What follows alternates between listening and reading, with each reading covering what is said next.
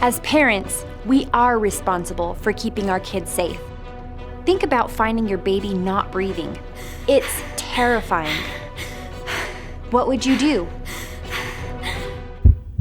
Could you save your baby's life? If you know CPR, you can help your baby stay alive before emergency aid arrives. CPR stands for cardiopulmonary resuscitation. Cardio means heart, pulmonary means lungs, and resuscitation means to revive someone from apparent death. CPR is made up of two basic skills. First, providing chest compressions to circulate the blood, and second, giving breaths to put oxygen back into the blood.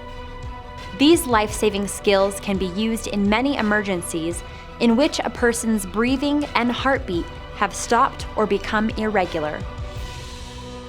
In this video, we will show you how to perform choking and CPR procedures on your child if they have a breathing or cardiac emergency. While this video doesn't replace an accredited CPR class, it will familiarize you with these important life-saving steps. It's still important for you to take a class and become CPR certified on infants and children. Without CPR, my Reagan wouldn't be here today.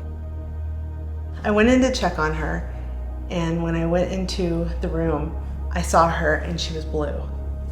And so quickly, I went over to her, I scooped her up, and I did I can't really remember exactly what I did, but I remember doing a finger sweep, and I remember immediately starting mouth-to-mouth resuscitation. And I remember being in a panic with the baby, kind of looking for my cell phone because I knew I needed to call 911. And then I just remember grabbing her up, and in my brain, I thought, I've got to get her to someone to help me. And so I ran out of my house and I ran next door. I was fortunate enough to live next door to an EMT, but regardless, any neighbor can call 911. I banged on her door and I was just like, help me. And I was still rescue breathing for her. But what saved her, I think, was just this immediate internal knowledge of what I was supposed to do, because she was perfectly blue. I'm not sure there was life in her when I found her. We went through the whole staying in the hospital, doing the battery of the tests. They're not really certain if it was a seizure that caused aspiration or if the aspirations caused seizure. Those few minutes, that's enough to cause a lifetime of complications. Reagan is a happy and she's a healthy little girl, but she does have some learning disabilities and some delays.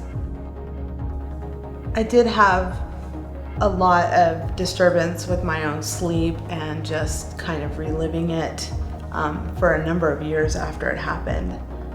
But any of the trauma that I faced is worth just knowing that I don't have to deal with an empty crib.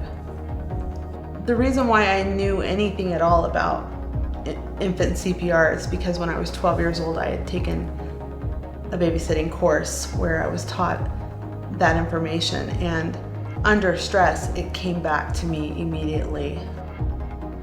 Every time I meet a new mom or a new parent, my advice to them is always to take a CPR course.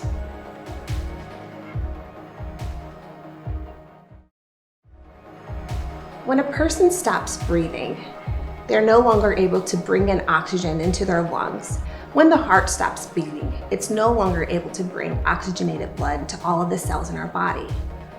This then can cause permanent damage or temporary damage to all of the organs in our body and to all of the cells, because everything in our body needs oxygen and fresh blood in order to live.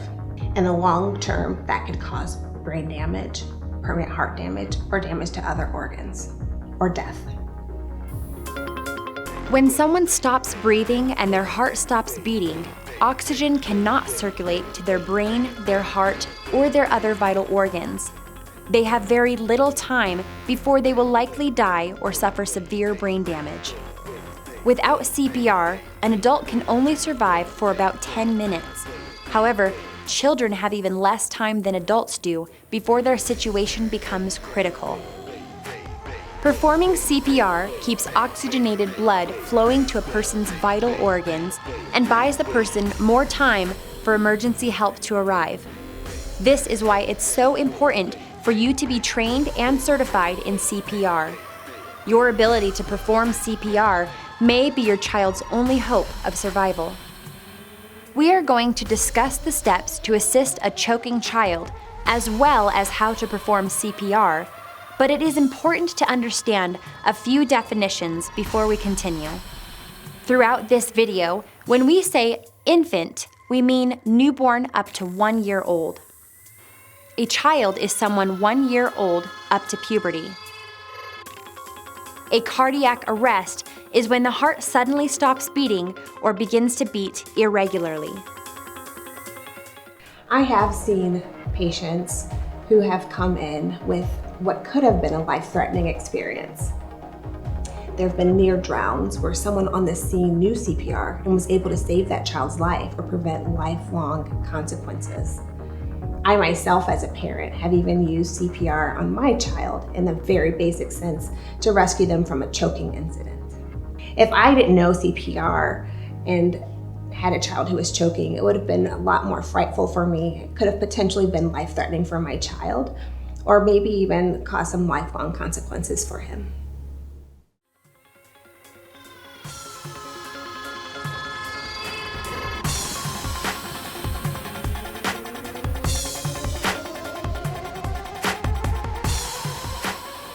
You know what it's like to choke. It can be very painful. You're coughing and trying to breathe and wondering how long until it stops hurting. Choking occurs more easily with children because of their small airways, because they aren't good at chewing, and because they put things in their mouths all the time. Choking is one of the most common reasons a child can stop breathing, so it is most important to know how to clear their airways. If your infant is coughing hard or has a strong cry, do not provide first aid right away. He may be able to push the object out by coughing. However, if you know that something is blocking your baby's airway and they cannot cough it out, provide first aid to remove the object immediately. Signs of choking in an infant include a panicked look on their face, an inability to make any noise, a bluish color to their skin.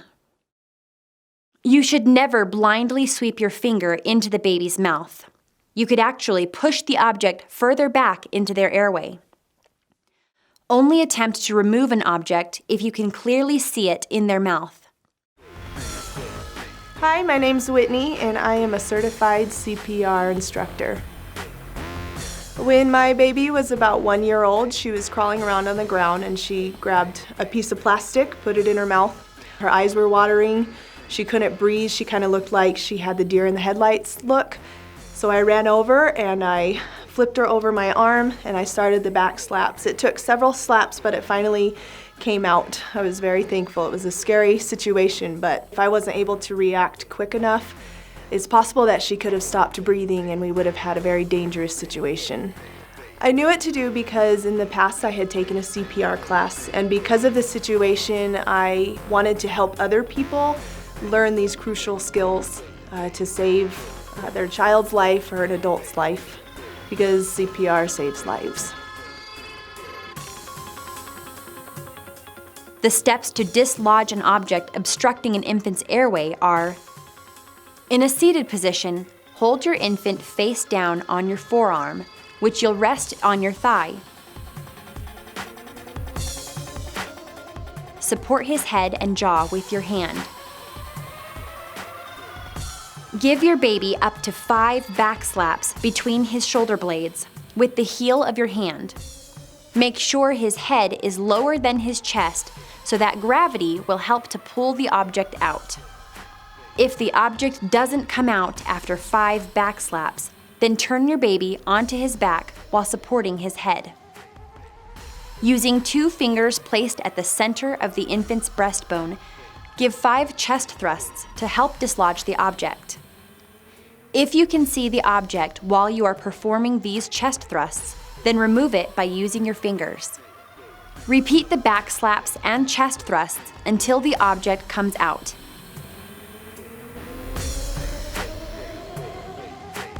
Perform CPR immediately if the object continues to block the infant's airway and he becomes unresponsive. You can tell that your baby is unresponsive when he becomes limp and makes no sound or movement. Continue CPR, checking for the object every time you give breaths until the infant begins breathing on his own or until emergency help arrives. For a child who is choking, you will need to perform abdominal thrusts, also known as the Heimlich maneuver. Kneel behind the child, wrapping your arms around his waist. Make a fist with one hand. Place the thumb of your fist slightly above his belly button, but below the child's ribs. Grasp your fist with your other hand. Thrust inward and upward. Do this until the object dislodges or until the child becomes unresponsive. Perform CPR immediately if he becomes unresponsive or is not breathing. No matter the reason, if a baby or child is unresponsive and is not breathing or is only gasping, then you must perform CPR immediately.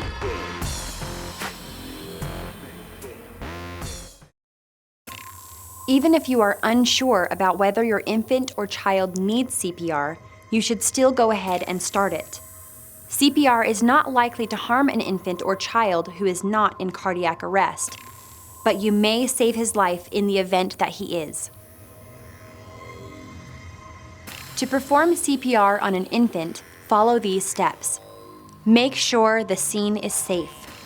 Check to make sure that everything around you and your baby is safe and that neither of you will be harmed while you are performing CPR. Remember, you can't help if you get hurt too. An unsafe scene could include things like broken glass shards, live electrical wires, hazardous roadside conditions, or toxic fumes. If you have to, quickly move the child to a safer area. Check for his response. You can do this by flicking the bottom of your infant's foot and shouting his name. If your child is over 1 year of age, then tap his shoulders firmly and shout his name. Call 911. If the child is unresponsive, and if you have someone there to help you, ask them to call 911. If you're alone, call 911 on your cell phone if possible. Put it on speakerphone and place it next to you while you begin to administer CPR. Check for breathing. Lay the baby on a firm, flat surface. Look for signs of life, such as breathing or movement from the head down to the chest. Do this for 5 to 10 seconds, and remember, gasping is not considered normal breathing. Begin CPR if the infant is unresponsive. Place 2 fingertips on the center of his breastbone, just below the nipple line. This is where you will press for compressions. Perform 30 compressions, pressing 1.5 inches deep with 2 fingers at a rate of 100 to 120 beats per minute. You want these compressions to be fast, but also allow enough time for the chest to come back up after each one. Make sure they are deep enough. It might seem scary, but remember, you are causing the heart to beat, and it is protected by cartilage and bone. After 30 compressions, open the airway and give 2 breaths. To do this, you'll tilt the head back and lift the chin. Then cover the baby's mouth and nose with your mouth. Breathe gently and give just enough air to see the baby's chest rise. It's important not to give too much air because his lungs are still so tiny. If you are performing CPR because he was choking, be sure to check for the object each time you give him breaths. If you see the object, then you can remove it with your fingers. Never interrupt compressions for more than 10 seconds, even if you aren't sure whether the breaths you gave were correct.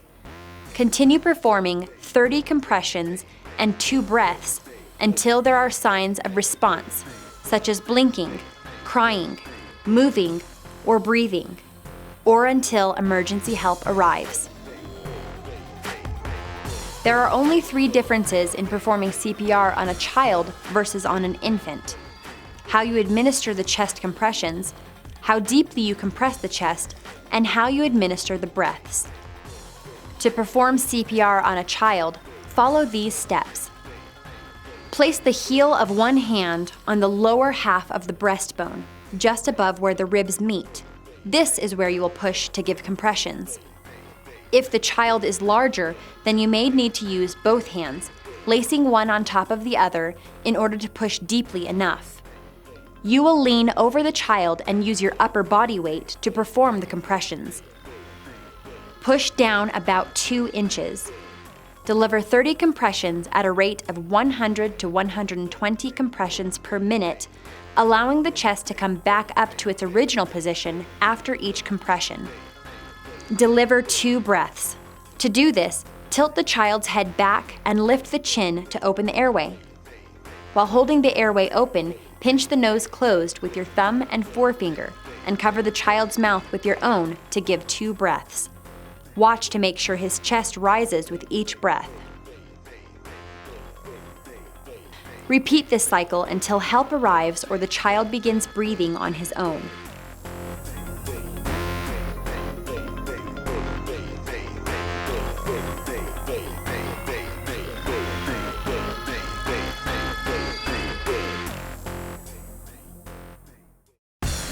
While breathing is an important part of CPR, studies have found that compressions are the most important thing you can do to help someone who is in cardiac arrest.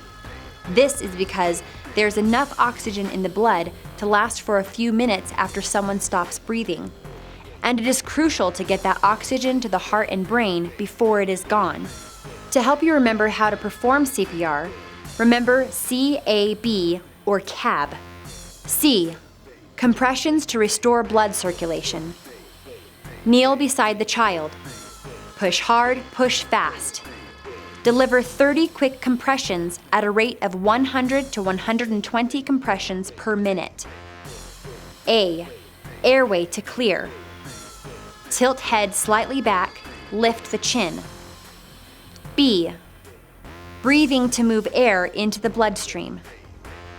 Give 2 breaths after every 30 chest compressions.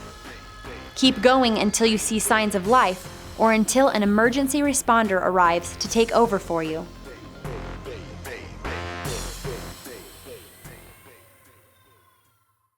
CPR can help save your child's life in a breathing or cardiac emergency.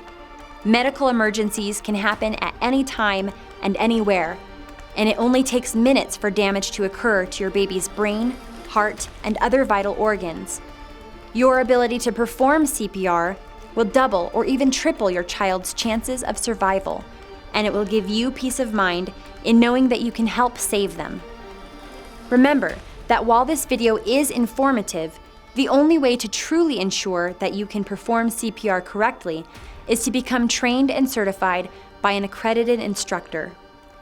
Actual practice of the choking and CPR steps is critical to being able to help your child in an emergency. Don't wait for a tragedy to occur before you learn CPR. Instead, learn CPR to help avoid a tragedy. It only takes a few hours to take the class, and you will gain a skill you will never regret having. To find a certified CPR class near you, go to www.redcross.org. And under the Training and Certification tab, click on Find Classes.